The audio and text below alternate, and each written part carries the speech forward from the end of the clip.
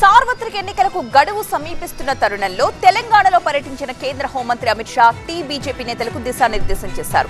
నేతలు cold war ముగించుకుని కలిసికట్టుగా పనిచేసి మెజార్టీ స్థానాలు కైవసం చేసుకోవాలని సూటిగా చెప్పారు. ఆయన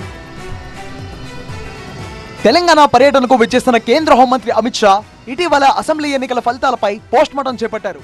శంషాబాద్ నోవోటల్లో పార్టీ ముఖ్య నేతలతో సమావేశమయ్యారు. ఆయన అసెంబ్లీ ఎన్నికల ఫలితాలపై సమీక్షించారు. గతంలో కంటే స్థానాలు, ఓట్ షేర్ పర్సెంటేజ్ పెరిగినప్పటికీ మెరుగైన ఫలితాలు రావాల్సిందన్నారు. పార్లమెంట్ ఎన్నికల్లో మరింత మంచి ఫలితాలు సాధించాలని నేతలకు సూచించారు.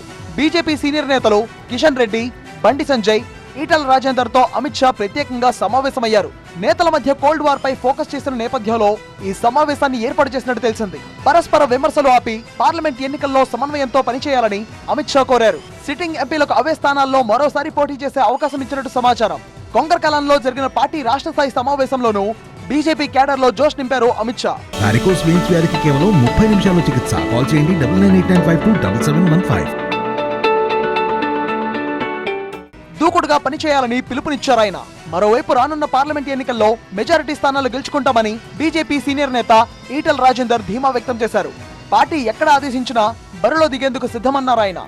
17 సీట్లలో భారతీయ జనతా పార్టీ ఫైట్ చేస్తుంది, తన సత్తా చాటుతుంది, నరేంద్ర మోడీ గారికి అండగా నిలుస్తుందని చెప్పి ఈ సందర్భంగా మేము తెలియజేస్తా ఉన్నాం.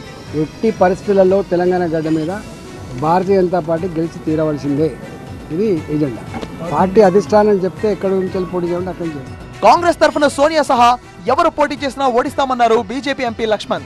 కార్యకర్తలు మోదీ గారి చరిస్మాతో సోనియా గాంధీ కానీ, రాహుల్ గాంధీ కానీ, ప్రియాంక గాంధీ కానీ ఎవరు వారు బరిలోకి దించినా కేసీఆర్నే చిత్తుచిత్తుగా ఓడించిన చరిత్ర, కాబోయే ముఖ్యమంత్రిని గత ముఖ్యమంత్రి ఓడించిన చరిత్ర బీజేపీ కార్యకర్త దక్కింది. సోనియా గాంధీ కాదు, ఇంకెవరు నిలబడ్డా మా కార్యకర్తలే ఖచ్చితంగా.